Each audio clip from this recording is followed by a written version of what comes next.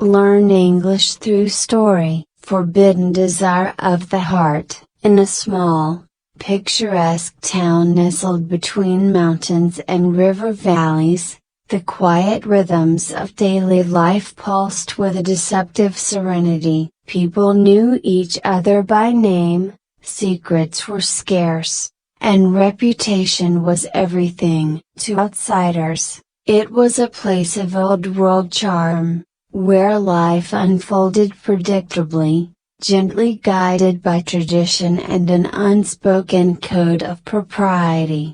Maria lived there, and she had always been part of its fabric, one of those people who seemed destined to stay, caught in the familiar web of her family and its place within the community. She had married young, to Mark, a man who was kind, responsible, and respected, a man whose stability had been a beacon to her after the volatile and unpredictable childhood she had endured. He was the opposite of her father, a man who had lived life like a storm, filled with passion that had destroyed everything in its path. For years, Maria told herself she was happy. She had a comfortable home, a kind husband, 2 beautiful children, and friends she'd known since her school days. She was surrounded by everything she'd always thought would make her feel safe,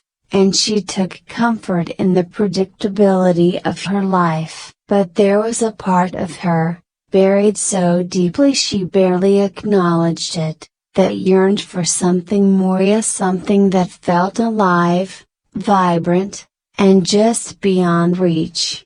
It was on a sunny September morning, as she walked her children to school, that she first saw him. Julian was new to town, a quiet stranger with an aura of mystery about him. He had recently rented the old Whitmore estate, a place that had sat empty for years. Maria couldn't deny that his presence intrigued her. He looked out of place in their town, with his quiet intensity and a look in his eyes that seemed to carry stories and secrets of other lives, other places. He was an artist, they said, or maybe a writer, no one knew for sure. But everyone agreed he was unlike anyone the town had ever known. At first, their encounters were purely coincidental, passing him on her morning walk, running into him at the local bookstore, or catching sight of him across the town square. Maria found herself looking for him, curious about the stranger who had suddenly entered her carefully ordered life. She tried to ignore the pull she felt whenever she saw him, tried to focus on her family and the responsibilities she had to them. But there was something about Julian, something that stirred a longing within her that she had thought was long buried. One crisp autumn afternoon, as she was walking through the local park, she found herself face to face with him. Julian was sitting on a bench, sketching the trees as their leaves turned shades of gold and red, his focus intense, his hand moving swiftly across the page. She hadn't expected to see him there, but the moment she did,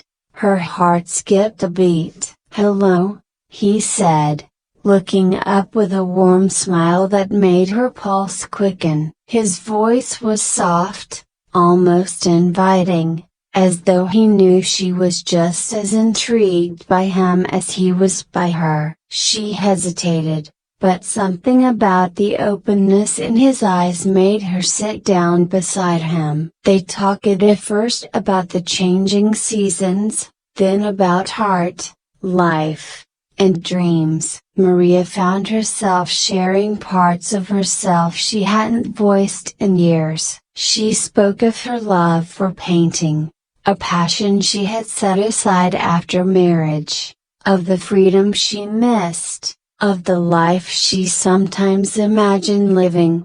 Julian listened without judgment, his gaze never wavering, his interest genuine. He spoke of his travels, his own search for meaning, and the solace he found in capturing moments of beauty. There was an ease between them, an unspoken understanding that grew with each passing moment. Maria knew she should have pulled away, should have guarded her heart. But something within her urged her to stay, to let herself be seen. In the days that followed, Maria found herself drawn to the park, hoping to see Julian again. They would talk for hours, sharing dreams, fears, and regrets. With him, she felt alive in a way she hadn't felt in years. The spark of something forbidden flared within her, igniting a desire she couldn't ignore. She told herself it was just friendship, that there was no harm in enjoying his company. But deep down, she knew that the lines were blurring, that her heart was inching dangerously close to a line she'd promised herself she'd never cross. One evening, as the sun dipped below the horizon and the air turned cool, they walked along the river together. Julian took her hand, his touch gentle but electric, sending a thrill through her that left her breathless. She looked up at him, her heart pounding, and saw the same longing reflected in his eyes. It was a moment of undeniable truth, a silent confession of everything they felt but had never spoken. But as quickly as the moment had come, reality set in. Maria pulled her hand away, guilt washing over her like a wave. She thought of Mark, of her children, of the life she had built. She couldn't allow herself to destroy it, to hurt the people she loved for the sake of a desire that might only be fleeting. "I can't," she whispered, her voice choked with emotion. "I can't do this." Julian looked at her, his eyes filled with understanding and sorrow. "I know," he replied softly. "But that doesn't make it any less real, does it?" She shook her head, tears welling in her eyes. She wanted to deny it, to tell him that it was just a passing fancy, but she knew that would be a lie. There was something between them that went deeper than mere attraction, a connection that felt as though it had been waiting for them, pulling them together despite the consequences. In the days that followed, Maria tried to distance herself from Julian, focusing on her family, her responsibilities, the life she had chosen. But her heart ached with the absence of him, with the knowledge of what she was denying herself. She felt torn between duty and desire, between the life she had built and the life she longed for. She confided in her best friend, Lily, who listened with empathy but reminded her of what she stood to lose. "I understand how you feel," Lily said, "but you have to think about what's at stake. Passion can be blinding, but it can also lead to regret. You have a beautiful family, a life you've worked hard to build. Don't throw it away for something that might only end in heartache." Maria knew Lily was right,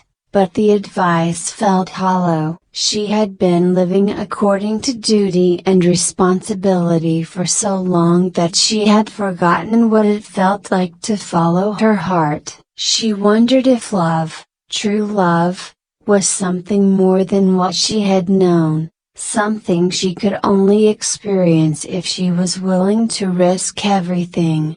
Months passed, and Maria's life returned to its steady rhythm, but she felt as though she was merely going through the motions. The memory of Julian lingered, a ghost that haunted her thoughts, a reminder of a part of herself she had left behind. She tried to tell herself that it was for the best, that she was doing the right thing, but her heart remained restless, her soul yearning for the connection she had found and lost. One evening, as she sat alone in her living room, her family asleep upstairs, Maria took out her old paints and brushes. She hadn't painted in years, but as she moved the brush across the canvas, she felt a sense of release, a catharsis she hadn't known she needed. She poured her emotions into the colors,